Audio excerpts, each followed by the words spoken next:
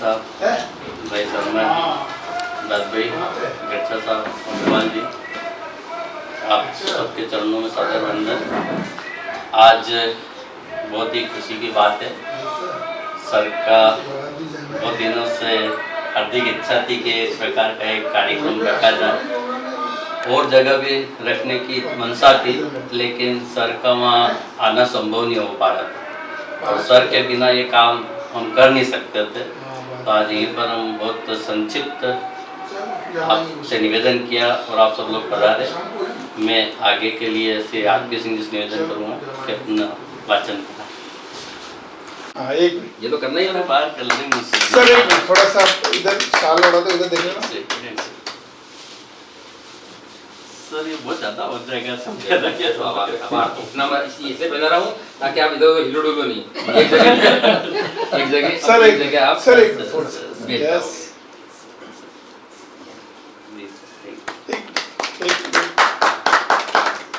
हम सबकी ओर से आपका हार्दिक अभिनंदन। साइलेंट साहब, लेटसा दादभाई, शर्मा साहब, भट्ट साहब,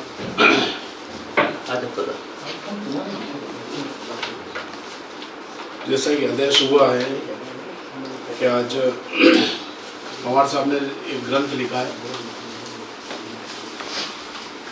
पवार बरोबर राजवंश रत्नमाला के रूप में हमारे सामने प्रस्तुत है, एकत्रित हुए हैं और इस पर सब विद्वज्जन अपना मत प्रकट करेंगे। इसी उसके पहले इस पुस्तक के छपने से पहले जो आपकी पवार साहब की जो यात्रा रही है उसके बारे में मैं कुछ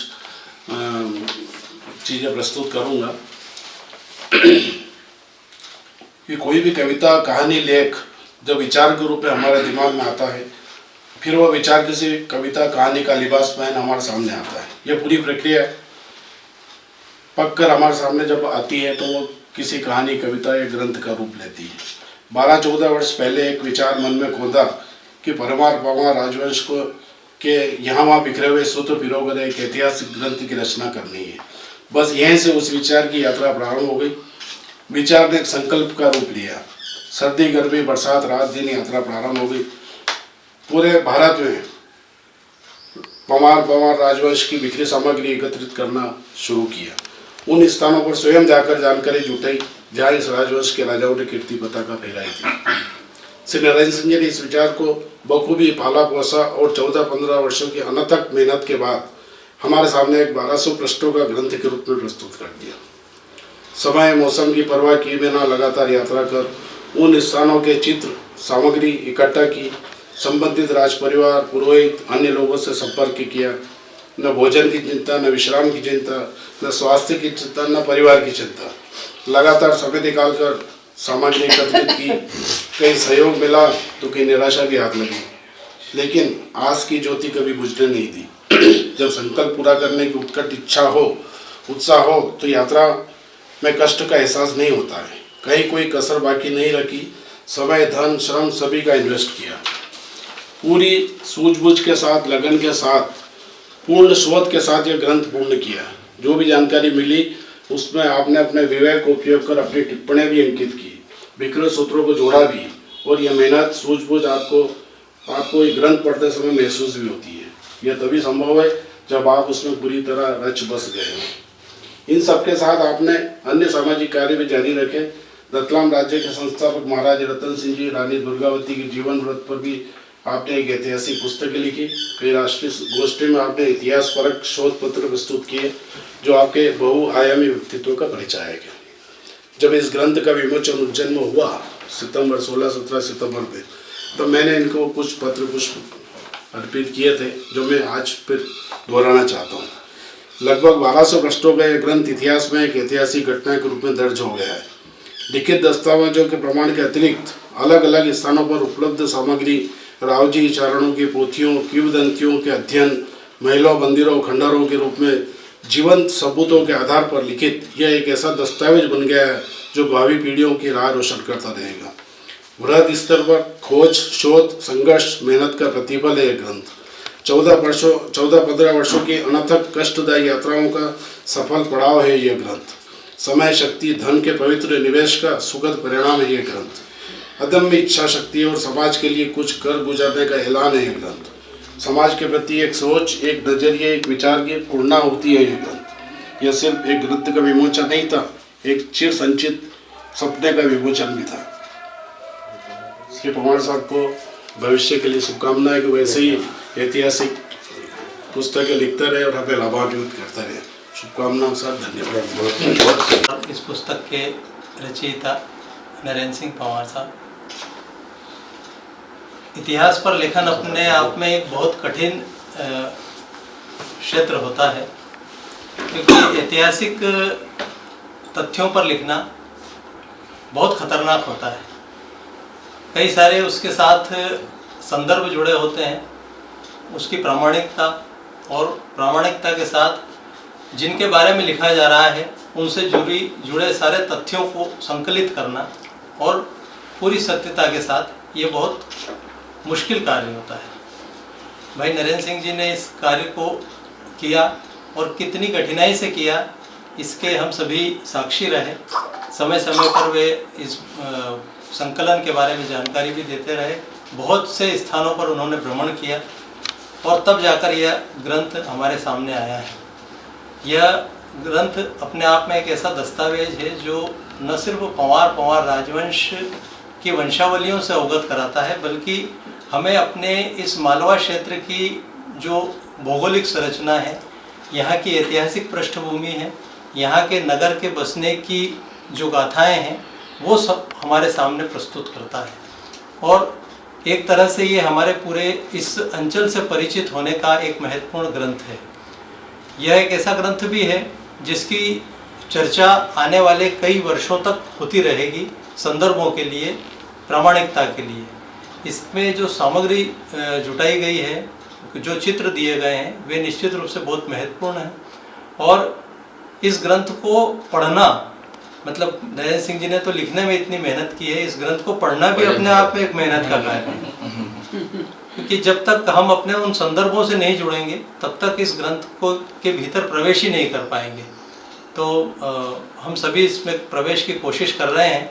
नरेंद्र सिंह जी ने ग्रंथ मुझे भी दिया है, तो मैं भी पढ़ रहा हूँ उसे और कोशिश कर रहा हूँ कि अपने इन संदर्भों को इस ग्रंथ के परिप्रेक्ष्य में हम समझ सकें। तो इस अवसर पर उन्हें बहुत बहुत शुभकामनाएं प्रदान करें और यह अपने स्तर पर प्रयास करें कि इस ग्रंथ की पहुंच अधिक से अधिक लोगों तक पहुंचे। ये बहुत सुखद है कि उन्होंने इसे अमेज़न पर भी उपलब्ध करवा दिया है, ताकि जो इसके लेने वाले हैं वो वहाँ पहुंचकर इसे प्राप्त कर सकते हैं। तो उन्हें अपनी बहुत शुभकामनाएं प्रदान करता हूँ। और बॉम्बे और नासिक आदि शहरों में भी मैंने अप्रोच करी, पहुँच करी। फिर सर से कई बार विचार विमर्श होता रहा है कि कैसे इसको प्रकाशित करवाया जाए, कहाँ प्रिंट करवाया जाए। कई जगह भटकने के बाद अंततः ये विचार पक्का हुआ कि छाजेड़ साहब के पास एक बार हिम्मत करके जाया जाए। और आर.पी. सिंह जी दोनों साथ में ही थे। सर से निवेदन किया कि आप भी थोड़ा सा छाजेड़ साहब से कहिएगा। तो फिर गए हम और सर ने, छाजेड़ साहब ने इसको स्वीकार किया, इस निवेदन को, और पूरे मन से इसको प्रिंट किया। बाहर जबकि चर्चा होती मैं जाता हूँ तो लोग पूछते कि का दिल्ली करवाई प्रिंट के, बॉम्बे करवाई के, इंदौर करवाई के। जब उनको कहते हैं कि रतलाम में प्रिंट, बहुत बड़ी बात, तो एकदम से आवाज रह जाता है, आश्चर्य से भर जाता है कि रतलाम में ये काम हुआ है। तो इसके लिए छाजेड़ साहब का विशेष रूप से आभार, धन्यवाद भी मैं ज्ञापित करता हूँ कि ये काम बहुत मुश्किल से आपने भी, ये चैलेंज था, चुनौती थी कि बिगड़ नहीं जाए। सर का आखिरी में आदेश यही हुआ कि छाजेड़ जी के पास ही होगा ये काम, और आपने भी इसको स्वीकार किया।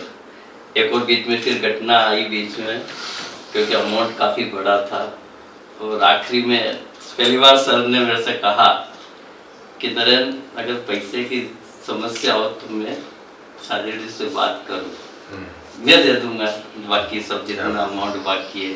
तो ये गुरु की कृपा होती है सबसे विद्यार्थियों पर, और सर की बड़ी हिम्मत रही मेरे साथ आखिरी तक, अभी भी है बनी हुई, कि इस ग्रंथ के प्रकाशन में दोनों का जो सामंजस्य बिठाया है वो अभूतपूर्व रहा। धन्यवाद।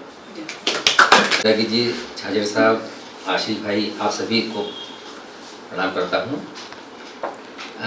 इस ग्रंथ की जब से शुरुआत हुई थी, लगातार नरेंद्र सिंह से हमारा संवाद बराबर बना हुआ रहा है। ये जो काम हुआ है ना, इस काम की, इसे भी आशीष जी ने बात बताई है कि ये एक ऐसी किताब नहीं कि आप पहले पैसे पढ़ना शुरू करें तो आखिर तक चले जाएं। ऐसा उपन्यास नहीं है ये एक प्रकार का संदर्भ ग्रंथ है। जब जब जरूरत पड़ेगी तब तक हमको वो पन्ना खोलना पड़ेगा। जैसे मुझे भी आवश्यकता पड़ी थी, कुछ देखना था मुझे, तो मैंने वो पन्ना खोल लिया, पढ़ करके रख दिया। पूरे लगातार इसको क्रमबद्ध तरीके से नहीं पढ़ा जा सकता है। इस तरह का एक ग्रंथ आज से 79 वर्ष पहले विक्रम स्मृति ग्रंथ छपा था उज्जैन में। जब विक्रम संवत के 2000 वर्ष पूरे हुए थे, अभी 2019 चल रहा है, 79 वर्ष पहले वो ग्रंथ निकला था विक्रम स्मृति ग्रंथ। वो 900 पेज का था, वो आउट ऑफ प्रिंट है। उसको फिर से प्रिंट कराने के लिए मैंने बहुत प्रयास किया था, और अभी इसी साल 2 काम हुए हैं। तो विक्रम स्मृति ग्रंथ का जो 900 पेज का है, भयानक ग्रंथ है वो, उसको अभी रिप्रिंट किया गया है। वो वैसा रिप्रिंट तो नहीं हुआ जैसा कि होना चाहिए था, जैसा तब हुआ था वैसा नहीं है, लेकिन फिर भी रिप्रिंट हुआ। और उसके समकक्ष ये ग्रंथ भी इसी साल आया है। ये 1200 पृष्ठ का है, वो 900 पृष्ठ का है। उस 900 पृष्ठ की का जो ग्रंथ है, मैं बहुत दावे से कह रहा हूँ कि पिछले 79 वर्षों में विक्रमादित्य को लेकर, राजा भोज को लेकर के, उज्जैन को लेकर के, पूरे मालवा को लेकर के, सांची को लेकर के, इस पूरे मध्य भारत को लेकर के जितनी भी पीएचडी हुई है, कालिदास को लेकर के, सबने उसी ग्रंथ की नकल मारी है। मतलब पीएचडी करना है आपको पीएचडी करना है कि मालवा का उत्खनन पे आपको पीएचडी करना है, विक्रम स्मृति ग्रंथ उठा लो, उसमें आपको इतनी सामग्री मिल जाएगी कि आप पीएचडी कर दो। हजारों पीएचडी उस पर हो चुकी है, उसके आधार पर उसी के समकक्ष ग्रंथ ये बना है। जब भी पवार स्टेट को लेके, क्षत्रियों को लेके, राजपूतों के इतिहास को लेके जब भी कोई आदमी काम करेगा, वो इस ग्रंथ के बिना काम नहीं कर सकता है। यहाँ से शुरुआत होगी। पवार स्टेट का मेरे ऊपर, मेरे परिवार के ऊपर बड़ा कहना चाहिए कि मैं उपकृत रहा हूँ, क्योंकि मैं धार से आता हूँ। धार में पवार स्टेट थी, और शायद पवार स्टेट नहीं होती तो शायद हम भी यहाँ तक नहीं पहुँच पाते। उसका छोटा सा उदाहरण मैं आपको ये दूँ कि 1932 में धार में आनंदराव पंवार का राज्य था। आनंदराव पंवार जो थे वो दत्तक पुत्र थे। 6 साल की उम्र में राजगद्दी बिठा दिया था उनको। फोटो है हमारे पास में, आपके पास है फोटो? आनंदराव पंवार 6 साल के हैं और राजगद्दी बैठे हुए हैं, और सारे राजा महाराजा और अंग्रेज लोग सब बैठे हुए हैं। ऐसा फोटो मेरे पास में है। आनंदराव पंवार बैठे हैं, वो फिर बड़े हुए, बाद में दत्तक पुत्र थे वो, कि वो राजा सबकी, या उदयराव पंवार की डेथ हो गई थी तो आनंदराव पंवार थे। मैं जब का उदाहरण बता रहा हूँ 32 साल में, तब वो 18, 19, 20 साल के रहे होंगे, और हमारे जो पितामह थे उनका निधन हो गया। 1932 की बात है। अब पंवार स्टेट में राजाओं का कितना, मतलब प्रजा में कितने घुले हुए थे, कितनी चिंता करते थे, उसका उदाहरण ये है कि आनंदराव पंवार ने नाटकर दीवान को, नाटकर का उल्लेख इसमें है, नाटकर दीवान को उल्लेख आपने किया है, नाटकर दीवान को मेरे घर पे भेजा गया। उनके घर पे पता लगा के आओ कि उनके यहाँ खाने पीने की, रहने की क्या व्यवस्था है, पढ़ाई लिखाई की क्या व्यवस्था है, खास करके उनके घर में पढ़ने लिखने वाले कौन कौन है, कौन कौन पढ़ना चाहता है। तो 4 लड़कों को खड़ा किया गया, 1, 2, 3, 4 को खड़ा किया गया, और पता लगाया कि जो बड़े लड़के हैं वो किसी के गोद जा चुके हैं। उसके बाद मेरे पिताजी का नंबर था, बाकी जो 2 थे वो बहुत छोटे छोटे थे, 8-8, 6-6, 7-7 साल के थे। तो दूसरे नंबर मेरे पिताजी आते थे, उन्होंने कमलाकांत जोशी को पढ़ने के लिए बनारस भेजा जाए। अगर बनारस वाले अगर यहाँ पर सिफारिश पत्र भेज दें कि हमको पढ़ाने को तैयार हैं, तो इनको अपन भेजेंगे वहाँ से। डॉक्टर राधाकृष्णन का सिफारिशी पत्र आया धार में कि हम कमलाकांत जोशी को पढ़ाने के तैयार हैं, लेकिन आपको वजीफा आपको देना पड़ेगा। उस समय वजीफा था 9 रुपये महीना, 9 रुपये महीना। पिताजी 9 रुपये महीने पर बनारस पढ़ने के लिए गए और 9 साल रहे वहाँ पर। और जब बीच में विश्व युद्ध हुआ तो बहुत ज़्यादा महंगाई बढ़ गई थी, तो डॉक्टर राधाकृष्णन ने फिर पत्र लिखा कि इनका वजीफा बढ़ाया जाए, तो 9 रुपये की जगह 12 रुपये किया गया। उस 12 रुपये में पिताजी ने वहाँ रहकर आचार्य की, वहाँ घर का धार का खर्चा भी चलाते थे वो, और वहाँ का खर्चा भी चलाते थे। तो पंवार स्टेट नहीं होती, आनंदराव पंवार ने अगर चिंता नहीं की होती, अपनी चिंता की, तो हमारा परिवार को बता रहा हूँ, सभी परिवार की वो चिंता करते थे। और इतने गुणी थे पंवार स्टेट के राजा। हमारे पिताजी बताते थे कि हमारे घर के सामने से जब बग्गी निकलती थी राजा की, तो हमारे घर की ओर देखते हुए, प्रणाम करते हुए निकलते थे। इतना सम्मान हमारे परिवार का उस समय रहा था। तो ये जो काम हुआ है ना, बहुत ही महत्वपूर्ण काम है। मैंने सरसे जैसे इसको बराबर देखता रहा हूँ, पढ़ता रहा हूँ मैं। और मैंने उल्लेख भी किया इसके अंदर कि 1982 में उज्जैन में भोज सेमिनार हुआ था, पूरे भारत भर के लोग आए थे। मैंने वो सेमिनार अटेंड किया था। मैं तो पढ़ता था उस समय, BA में पढ़ता था मैं, और मेरे पिताजी जरूर उसमें उस समय स्कॉलर थे, उन्होंने पेपर ही पढ़ा था वहाँ पर, काफ़ी विद्वान आए थे। और एरो जोशी उस समय से एजुकेशन सेक्रेटरी थे। तो उन्होंने भाषण समापन हुआ था तो उन्होंने कहा था कि राजा भोज की पूरी परंपरा पर, इन राजवंशियों की परंपरा पर शोध कार्य होना चाहिए। लेकिन 82 से लेकर के अभी तक कुछ भी नहीं हुआ। उसके बाद पहला काम है। आज एलो जोशी का होते बड़े विद्वान व्यक्ति थे, संस्कृत के विद्वान थे, शिक्षा सचिव थे, वो एजुकेशन सेक्रेटरी थे। वो अगर होते तो आपका काम देखकर के आपकी पीठ तक था। बहुत बढ़िया, बहुत बढ़िया, जी जी जी, बहुत बड़ा काम हुआ है। और हमको वास्तव में आशीष ने कहा है कि हम इस पूरी गतिविधि के साक्षी रहे। हमको लगता था पता नहीं कैसे होगा, ये कहते तो हमको लगता था कि यार सब हंसी मजाक में ऐसा थोड़ी हो सकता है, इतना बड़ा ग्रंथ कैसे होगा। और वास्तव में छाया साहब को धन्यवाद देना चाहिए कि जिस ठाट बाट से ये 5 स्टेट राजवंश रहा है ना, उसी ठाट बाट से पुस्तक प्रकाशित भी हुई है। वास्तव हाथ में लेते लगता है कि भावनाएं चुकुटी की भावना नहीं, लेकिन बहुत बड़ा काम हुआ है। और इसका आप ये मत सोचना कि इसका मूल्यांकन आजकल में नहीं होने वाला है। कुछ काम ऐसे होते हैं जिनको कि आपको छोड़ देना चाहिए। आने वाले 15 साल, 20 साल, 40 साल, 50 साल, 60 साल, 100 साल, भगवान करे आप शतायु हों, 150 साल तक जिए, आप देखेंगे कि ये ग्रंथ सब जगह जा रहा है। लोग ढूंढ रहे हैं इसको, लोग ढूंढेंगे इसको कि कहाँ मिलेगा ये ग्रंथ, कहाँ मिलेगा, इसकी पूछ परख होगी, तब आपको पता चलेगा कि इसका मूल्य आका गया है। या कार्यक्रम छोटा सा नहीं है, क्योंकि मैं हमेशा कहता रहता हूँ कि छोटा कार्यक्रम नहीं है, कि जहाँ जलज जी बैठे हों वो कार्यक्रम अपने आप बड़ा हो जाता है।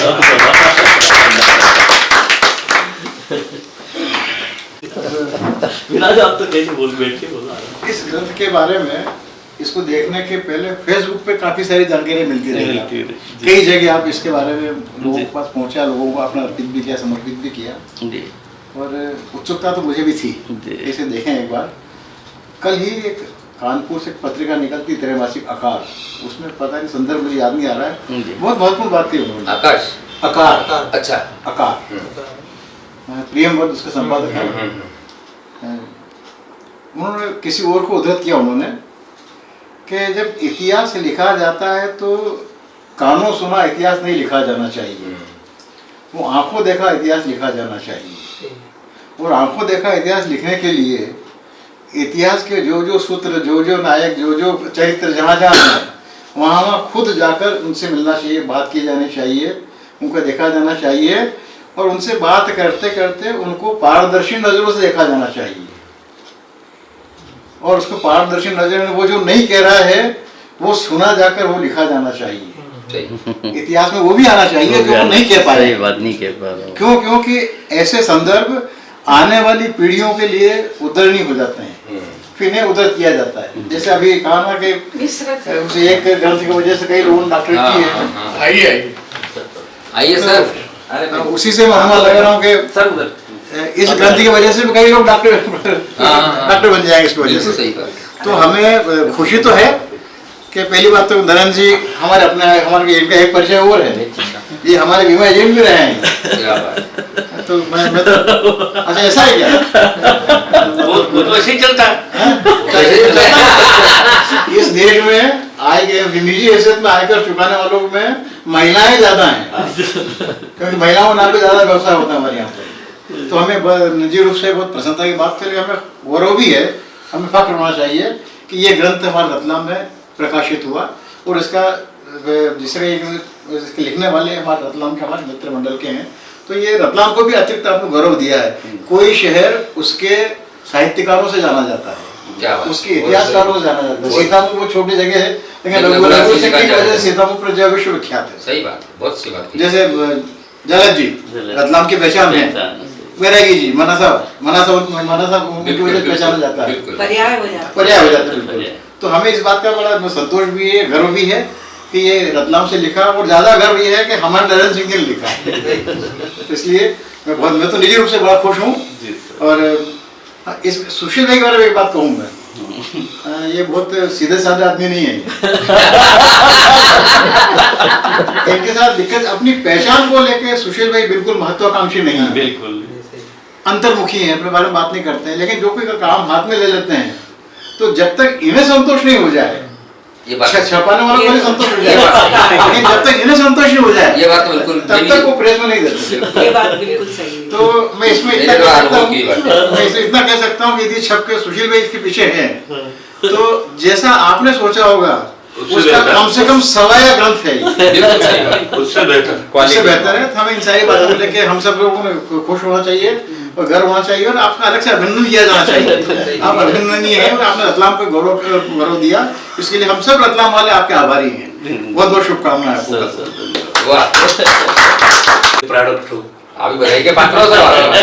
ये आशीष और ये नरेंद्र जी दोनों के लिए अभी बधाई के पात्र हो। नहीं सर, कुछ नहीं, ये जैसा है मैं तो जा करके 9वीं कक्षा में घुस जाता था, नए लड़के आते थे 9वीं में, क्यों भाई कौन गाता है, कौन नाटक करता है, अब ये कुछ तो कोई तो बोल देते, खड़े हो जाते कि हाँ सर हम गाते हैं, या कोई बोलता नहीं तो पड़ोसी शिकायत कर देता, सर ये गाता है चलो गाओ, नहीं आता, प्रार्थना आती है कि नहीं स्कूल की, गाओ नहीं तो मारूंगा, और छांट लेता था कि ये गा सकता है। उसके बाद उनको धीरे धीरे पहले शामिल बाजे में, फिर अकेले, और फिर नाटक में, ऐसे करके दूसरी जिस गतिविधि में वो लग सकता था उसको लगा देता था। मेरा काम सिर्फ इतना, और वो एक शिक्षक इससे अलग करता क्या है, बहुत बड़ा काम। तो ये सब जो है कितने, ये है संजय है, ये है अनिरुद्ध है, सब ये बहुत, मुझे तो बस इतना संतोष है, इन लोगों को देखता हूँ मेरे आत्मा प्रसन्न हो जाती है बस। अब ये छोटा मोटा काम नहीं है जो नरेंद्र ने किया है, बहुत बड़ा काम है। कितने बरस उसने मेहनत की होगी, जो इसने ये ऐतिहासिक तथ्य एकत्रित किए होंगे उसकी प्रामाणिकता के लिए, उसकी सत्यता के लिए कितनी जगह घूमना पड़ा होगा, कितना संदर्भ ग्रंथ देखने पड़े होंगे, तब जब वो प्रमाणित हुआ होगा तभी इसमें आया होगा। तो इसके लिए बरसों की मेहनत जो उसकी है, व्यक्तिगत भी मिले हैं सब एक हाँ तो जो उसके बगैर हो नहीं सकता ना। ये वहाँ मिल रहा है तो दूसरा वहाँ मिल रहा इतिहास है। लेखन में गांधी जी लेखक को उन रास्तों से गुजरना चाहिए जिनके वर्णन किया गया है।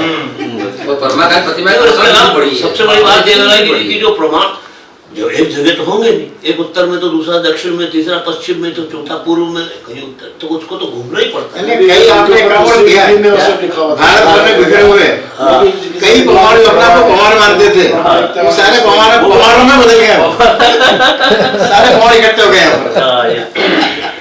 तो ये महाराजा रतन सिंह प्रतिमा का श्रेय भी इन्हीं को है।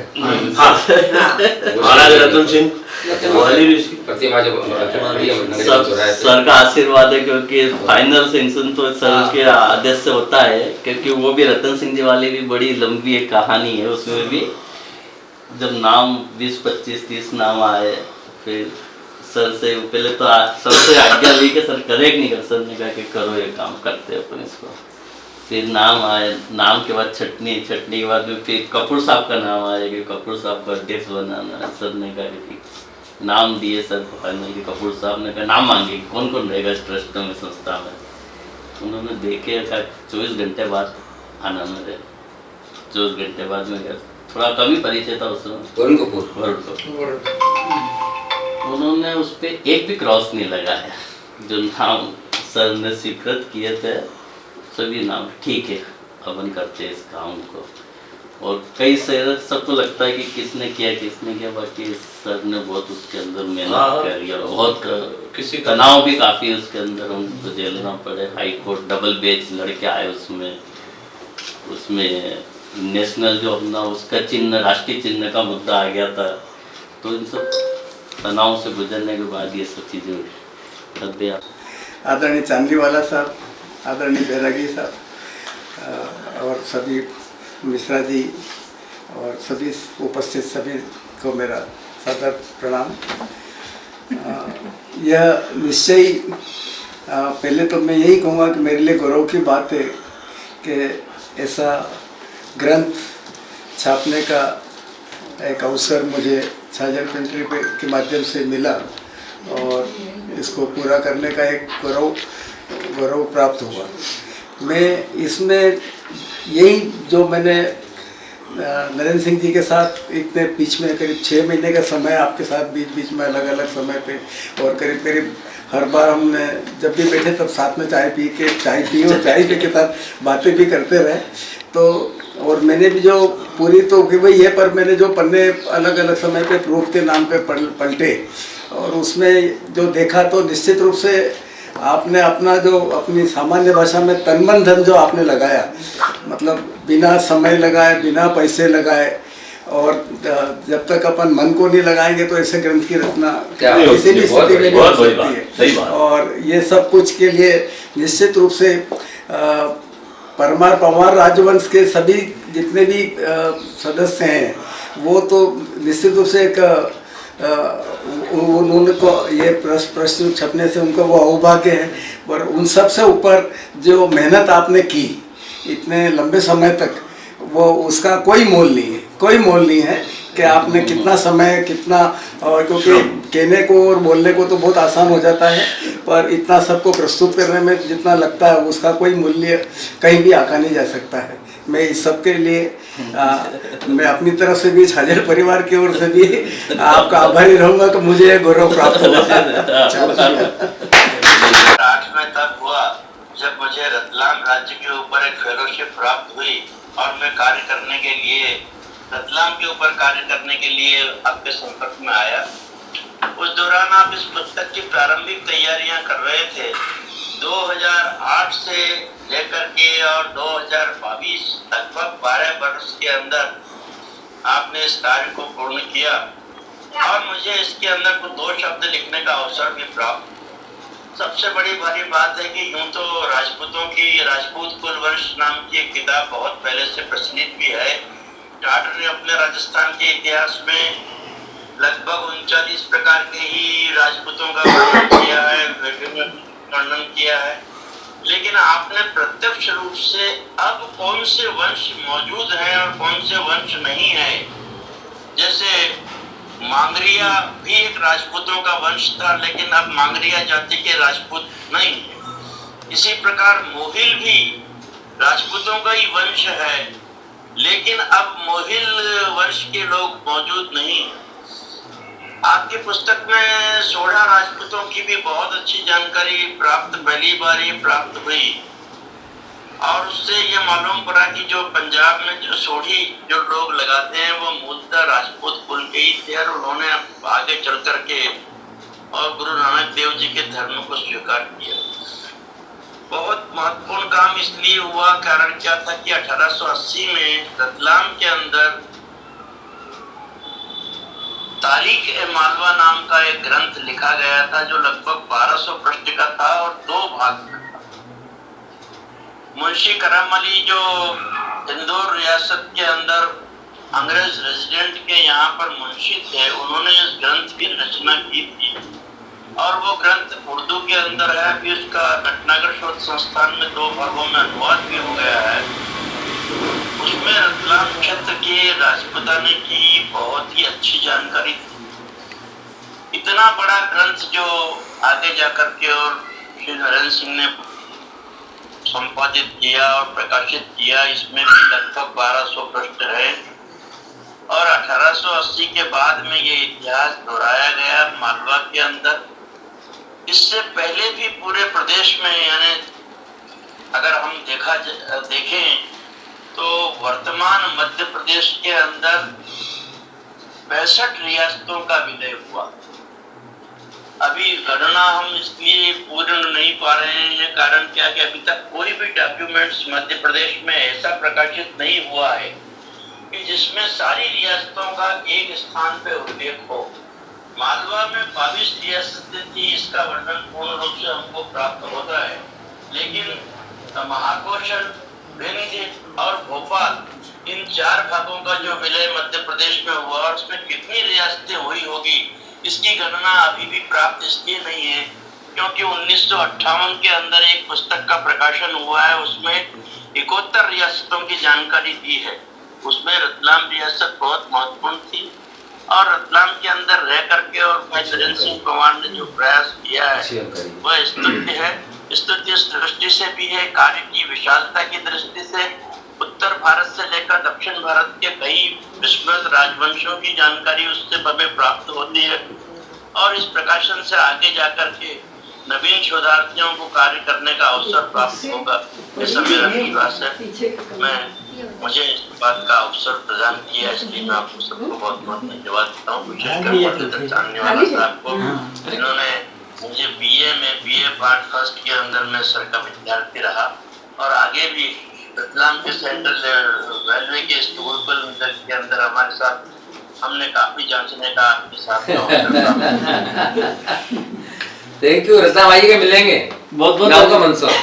धन्यवाद गुरु जी।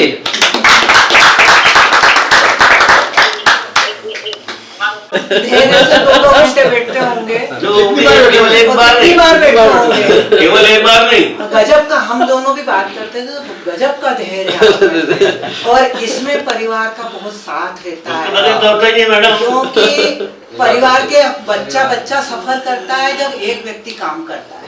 एक व्यक्ति काम करेगा जब बच्चा सफर करता है, तो उसमें परिवार का योगदान बहुत रहता है।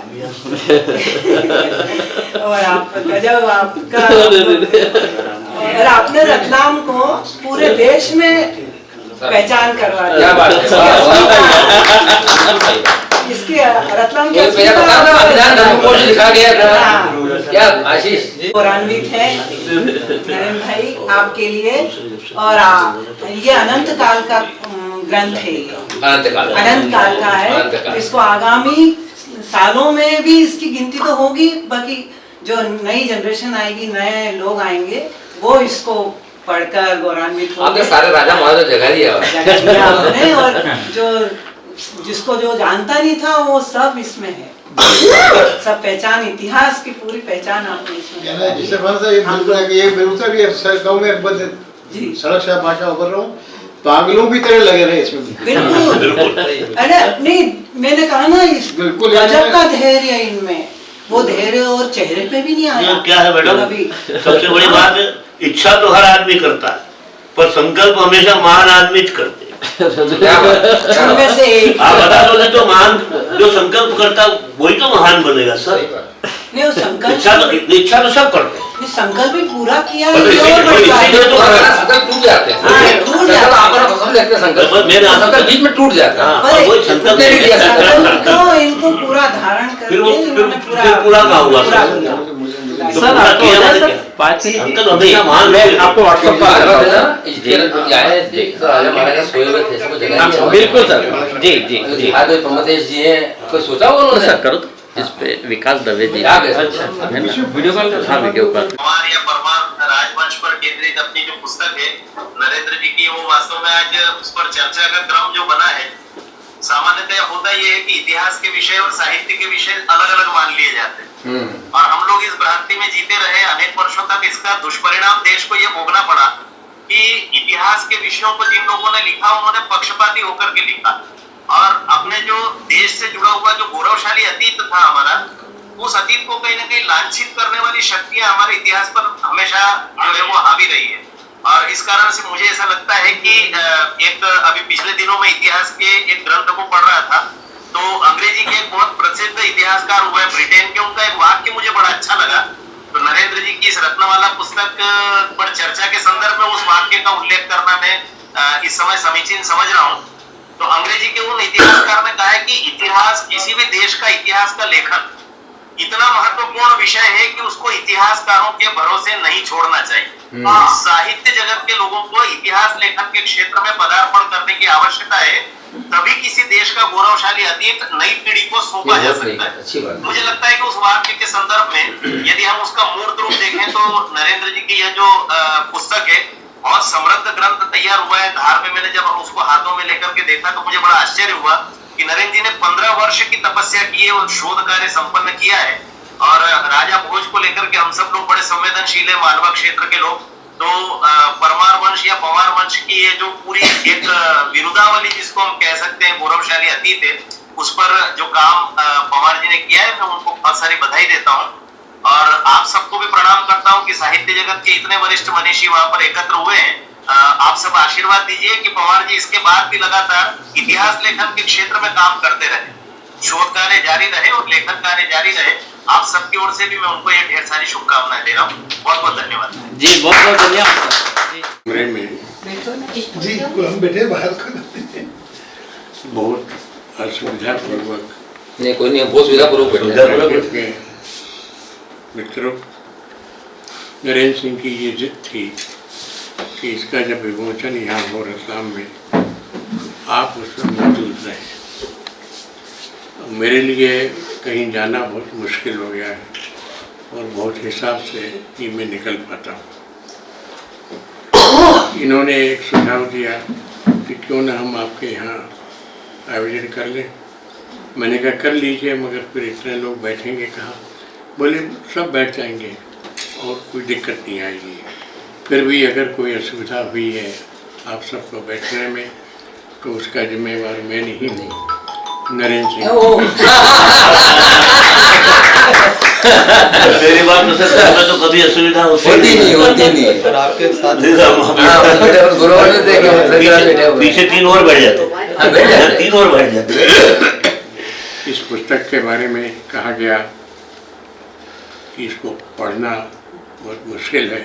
एक आध पेज पढ़ के रख देते हैं, फिर एक आध पेज पढ़ के रख देते हैं, काम काज निकाल लेते हैं, पढ़ते हैं, फिर रख देते हैं। इसको पढ़ना ही मुश्किल नहीं है, इसको उठाकर हाथ में लेना भी मुश्किल है।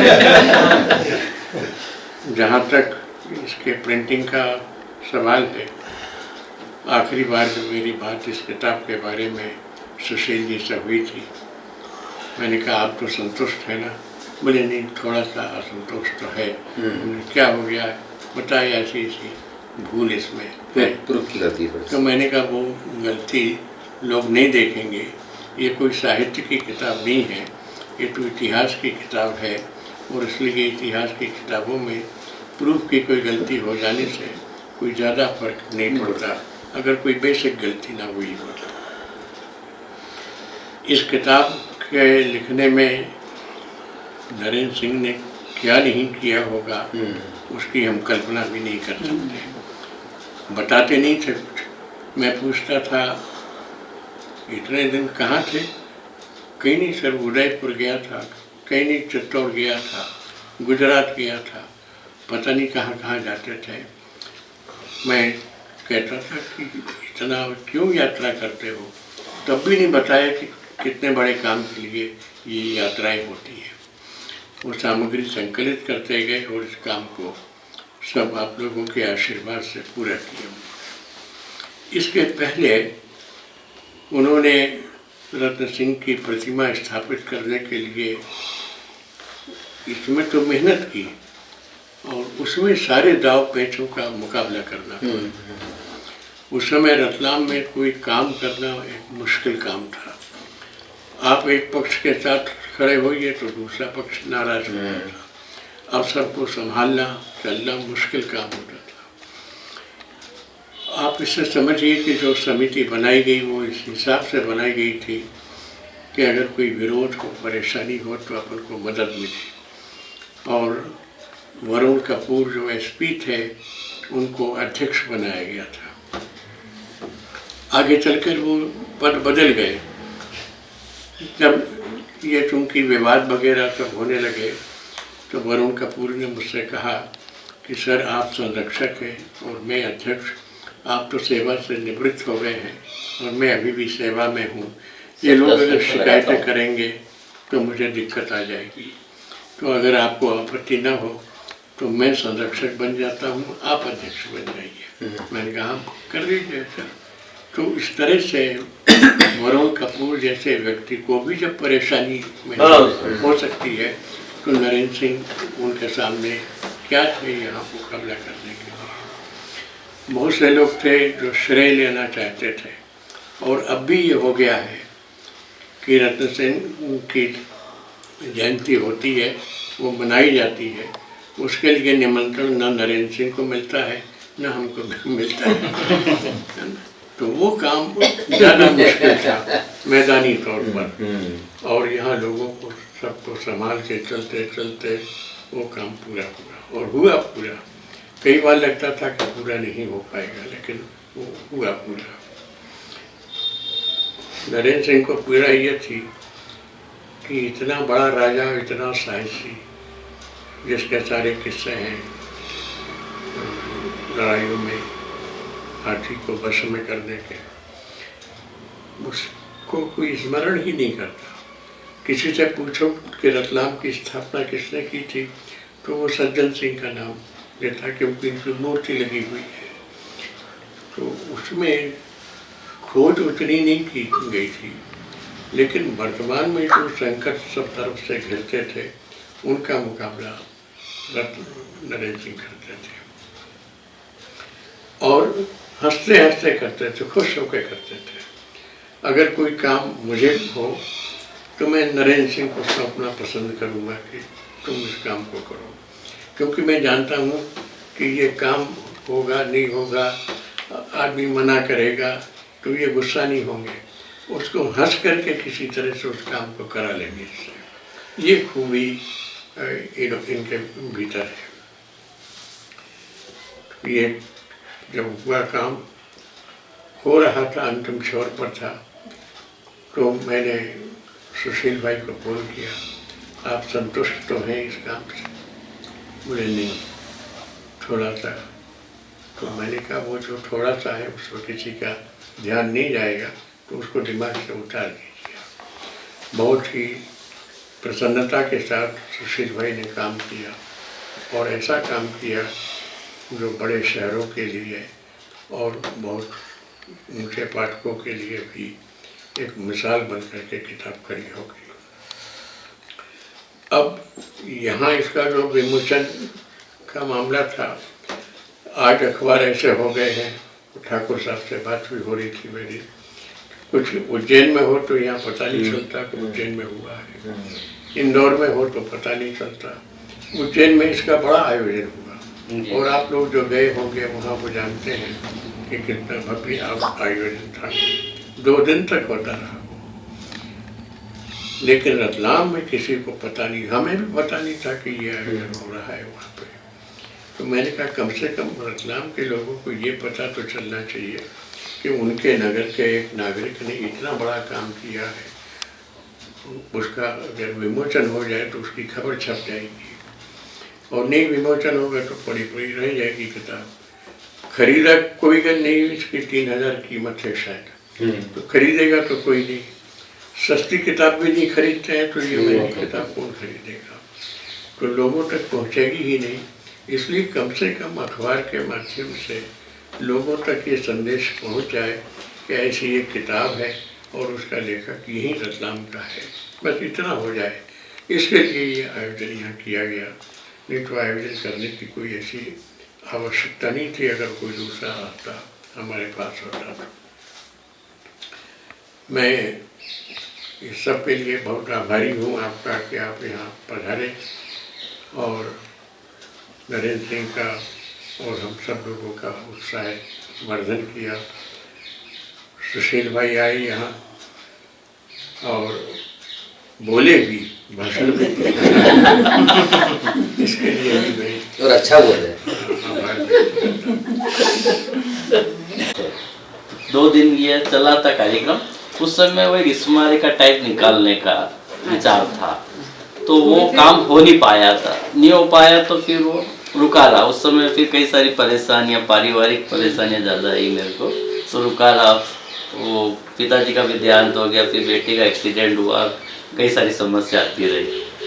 फिर ये काम धीरे धीरे बढ़ता गया, सर फैलता गया, बढ़ता गया और चलता गया आगे। उसमें भी कोरोना काल में मेरे को बहुत लोगों की विपत्ति आई, बाकी मेरे को समय बहुत मिला। कोरोना के लोगों को लाभ भी हुआ, भाई सारा इतना समय मिला मेरे को, और मैंने अथक मतलब बैठ के कम से कम 17-18 घंटे कंप्यूटर पे मैं टाइप भी सब मैंने किया इस मैटर को। पूरा टाइम आपका है? हाँ पूरा टाइप सर। तो ये कंपोजिंग सेटिंग पूरी तो वो सब काम भी उस समय होता रहा, और इसकी सेटिंग भी 3-4 बार बिगाड़ना पड़ी हमको।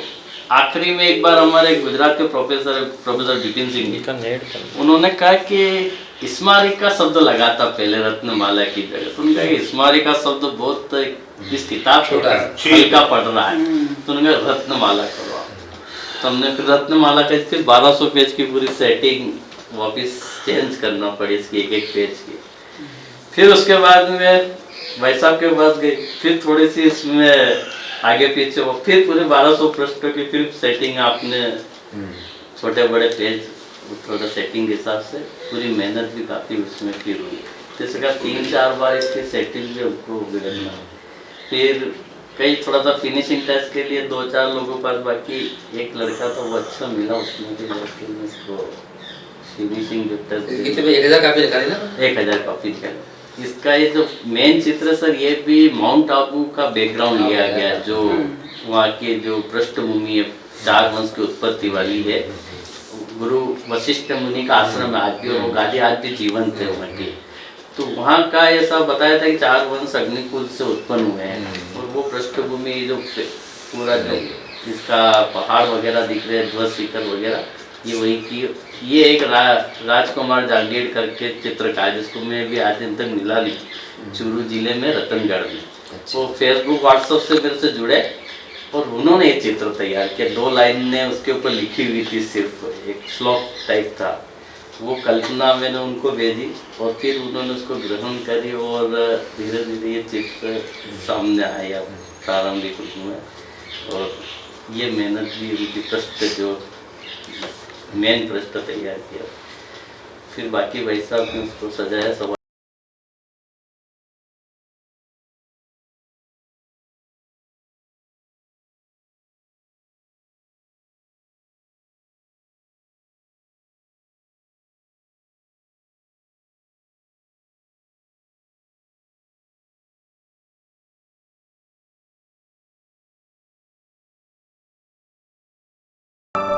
नरेंद्र जी के साथ में विश्व संवाद केंद्र के कार्यक्रम से आ रहे थे धार से, तो रास्ते में चर्चा हुई। जैसा सर ने कहा कि इसको उठाना भी मुश्किल है, पढ़ना भी मुश्किल है, वो तो पढ़ेंगे। तो जब हम ये बात कर रहे तो नई पीढ़ी के बच्चा तो शायद देख के डर के ही बंद जाए, दरवाजे ही बंद कर लेगा, नहीं चाहिए। तो बचपन में 6ठी में जब मैं पहुंचा तो सामाजिक अध्ययन एक विषय था उस समय, अब तो शायद चेंज हो गया हो। तो उसमें 3 भूगोल, इतिहास और नागरिक शास्त्र। इतिहास में मुझे रुचि रही तो मैं पढ़ता रहता था, लेकिन उसमें मुझे ज्यादा कुछ रुचि का मिला नहीं। सर के पास तो राजा भोज का नाम लेने बाद में मम्मी के नाम से